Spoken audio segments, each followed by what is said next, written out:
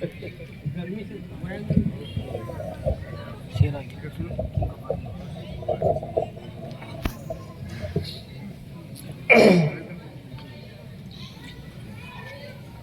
علیکم ورحمۃ اللہ وبرکاتہ۔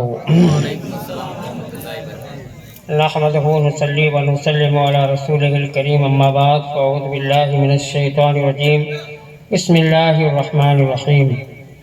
النبی اولی بالمؤمنین من انفسہم، صدق اللہ مولانا العظیم وصدق رسولہ النبی الامین المتین الکریم، ونحن علی ذلک لمن الشاہدین والشاکرین والحمد للہ رب العالمین۔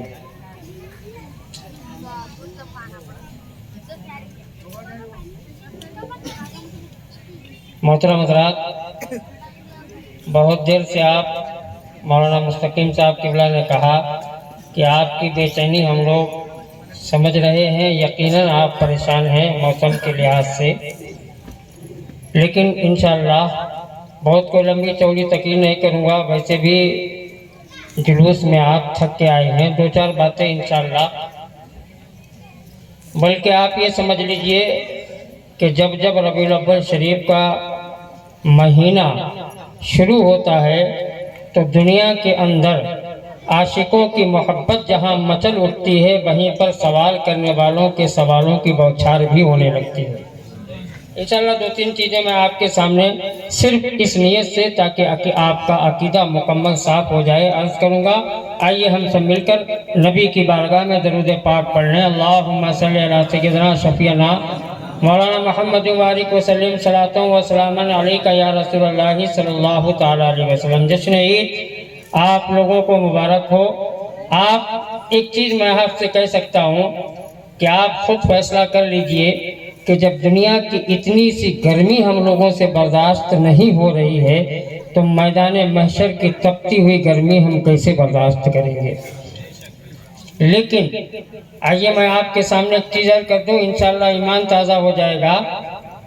آج اس دھوپ سے بچنے کے لیے پیدائش نبی کے صدقے میں بھی ہمیں آج شامیانہ ملا ہے، اور اسی طریقے سے میدان محشر میں گرمی سے بچنے کے لیے ہمیں نبی پاک کے رحمت کا شامیانہ ملنے والا ہے۔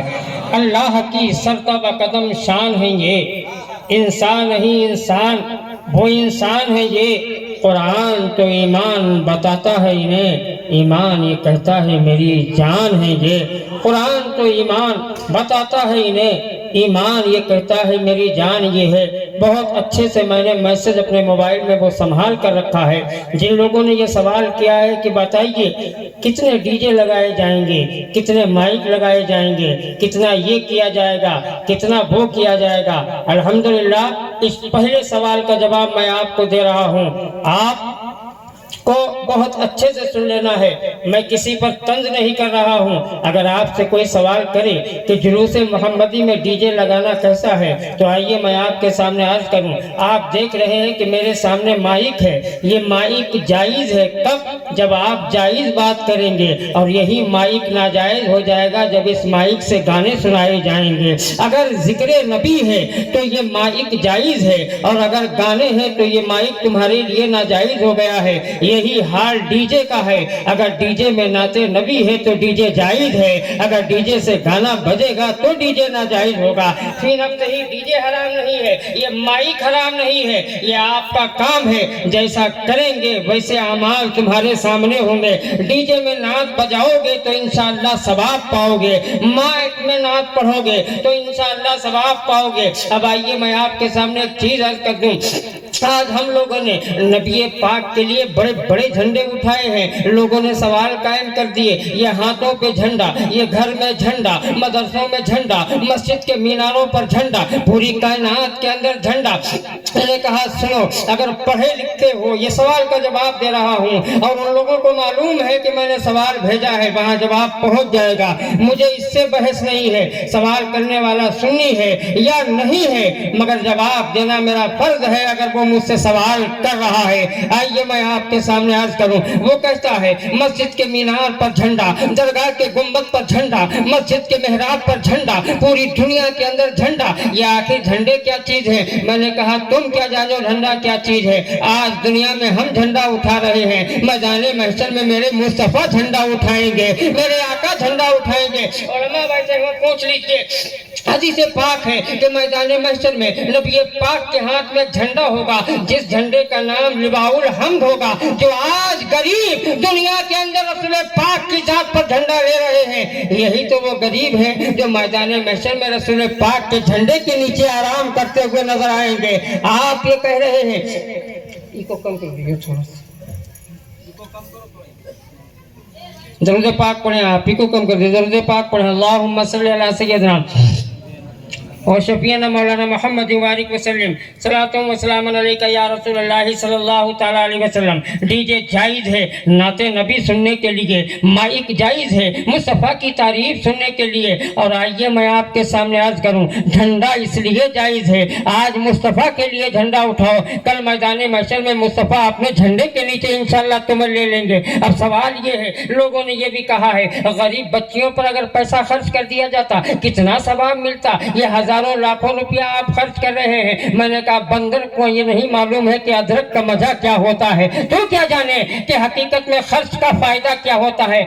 حدیث پاک کی روشنی میں دیکھ، حدیث پاک کی روشنی میں دیکھ، اللہ کا محبوب حضرت آمنہ کی گود میں تشریف لایا، آپ کا ایک چچا دنیا جس کو ابو لہب کے نام سے یاد کرتی ہے، اتنا پکا دشمن، ہر وقت یہی سوچتا رہتا تھا موقع ملے تو نبی پر حملہ کر دیں، موقع ملے تو نبی پر حملہ کریں۔ یہی ابو لہب ہے۔ جب اس کی ایک نوکرانی آئی اور آنے کے بعد کہنے لگی مبارک ہو آپ کے گھر میں بھتیجا پیدا ہوا ہے، مبارک ہو آپ کے گھر میں بھتیجا پیدا ہوا ہے، اس نوکرانی نے اتنا کہا، ابو لہب نے انگلی اٹھا کے کہا جا، اس خوشی میں نے تجھے آزاد کر دیا، میں نے تجھے آزاد کر دیا، میں نے تجھے آزاد کر دیا۔ وہ چلی گئی، لیکن ابو جہل کا انتقال ہو گیا۔ تھوڑے دنوں کے بعد اپنے گھر والوں کے خواب میں آیا، لوگوں نے پوچھا ابو لہب یہ بتا تیرے ساتھ کیا انجام ہوا ہے، تیرا حال کیا ہے؟ کہنے لگا پورا جسم میرا جہنم کے اندر جل رہا ہے، مگر ایک انگلی ہے، ایک انگلی ہے، اس انگلی سے پانی نکلتا ہے، وہ پانی پی لیتا ہوں تو جہنم میں بھی مجھے سکون مل جایا کرتا ہے،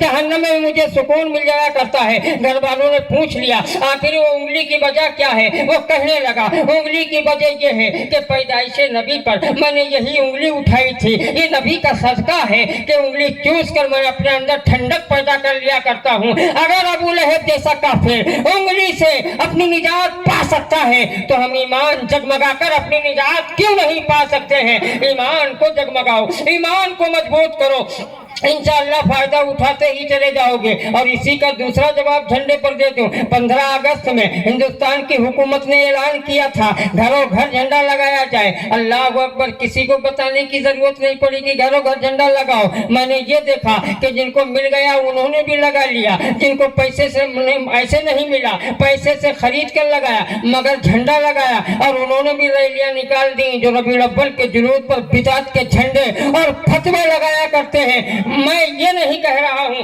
میں صرف یہ سمجھا رہا ہوں کہ اگر حکومت ہندوستان اعلان کر دے کہ آزادی مناؤ تو ہمیں آزادی منانا چاہیے، اس لیے کہ صرف انہوں نے نہیں بلکہ ہمارے علماء نے بھی جانیں دی ہیں آزادی کے لیے۔ ہم کل بھی آزادی مناتے تھے، آج بھی آزادی مناتے ہیں، مگر ہماری آزادی کا طریقہ یہ ہے، ہندوستان کی آزادی کی خوشی اس طریقے سے مناتے ہیں کہ سر پہ جھنڈا اٹھاتے ہیں، اور نبی کی پیدائش کی ایسی خوشی مناتے ہیں کہ دل پر جھنڈے کو اٹھایا کرتے ہیں۔